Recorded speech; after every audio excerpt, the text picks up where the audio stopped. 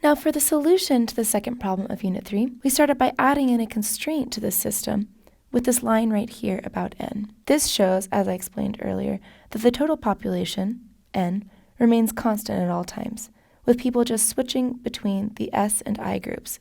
Now let's move on to the core of the problem, switching the contents of the for loop to use the trapezoidal rule instead of the forward Euler method.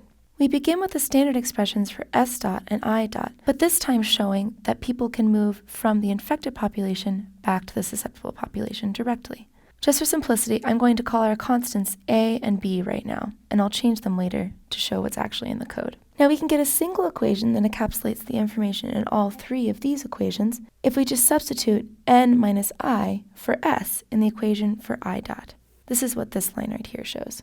If we do a little bit of rearranging and simplifying, we get a quadratic equation for I dot. Now this makes things a lot simpler altogether, because now we have one equation and one independent variable instead of three equations and two independent variables. Now it's time to move on and use the trapezoidal rule.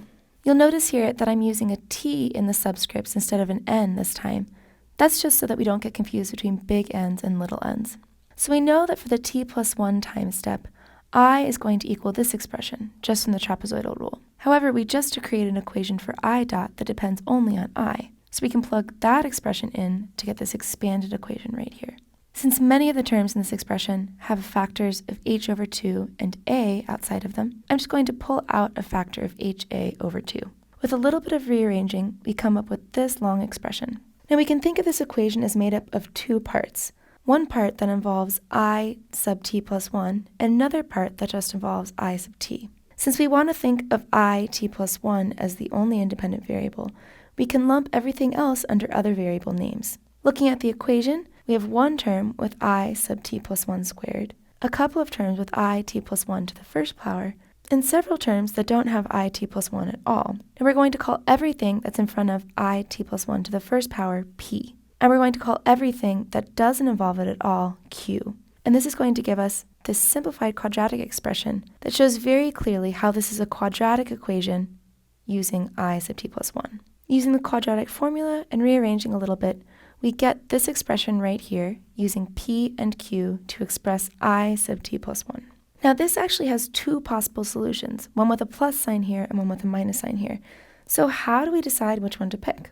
Well, we know that as h, the time step, goes to 0, we want I sub t plus 1 and I sub t to get closer and closer together, since the curve is going to become smoother and smoother. Since p has a term of 1 over h inside of it, this means that p is going to go to infinity as this happens. Now if we pick the minus sign over here, they're going to have minus infinity, which means that I sub t plus 1 is definitely going to go to negative infinity, and this is definitely not what we want. So just to be safe, we will pick the plus sign here. Now I return to the code, where we've translated our expressions for p and q into Python. To do this, we have to remember that the coefficients a and b that we were using when we were writing things by hand actually each have different names in the code. A is equal to the transmission coefficient, and b is equal to 1 over the infectious time. Using this information, we've just done a simple translation of p and q into Python. This makes writing out the expressions for I, step plus 1, and S, step plus 1, very easy. For I, step plus 1, we just write in the solution that we got from using the quadratic formula, using, of course, the plus sign right here, in the variables p and q, since they're just written right here anyway. Because we know that I plus S is always equal to n, our expression for S is simply equal to n minus I at that time step. Now, let's run this first with step size 0.5 and see what happens. This looks very nice. We have two really smooth curves, with the infectious population as green and the susceptible population as blue, just like in the last problem. We see that since each curve in the plot approaches a constant value at long times, we are approaching a steady state situation. Now let's run the program instead with step size 10. So this is what we get from our model if we're using h equals 10 instead of h equals 0.5. Even though neither of our curves is particularly smooth, we can see that they obey the same overall pattern as we saw on our graph using the smaller step size. The most important thing is that we still are approaching a steady state situation at the end of the graph. Now think back to what happened when you ran the supplied code like we asked you to. When you ran the supplied code with h equals 0.5, you should have gotten a graph that looks like this. This definitely looks a lot like what we saw when we ran the solution code using h equals 0.5 as well. However, let's peek at what happened when you used h equals 10 using the forward Euler method. We can see that there are a lot of differences between this and the graph that we just saw, and also between this and the graph of the solution code when we had h equals 10. The most important thing to notice, though, is what's happening over here in this region. We can see that instead of each curve approaching one set value as time goes on, they keep crossing paths with each other.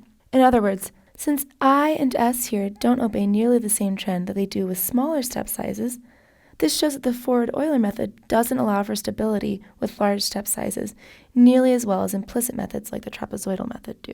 I hope that was an interesting investigation into the difference between implicit methods and other kinds of methods. And get ready for the last problem of Unit 3.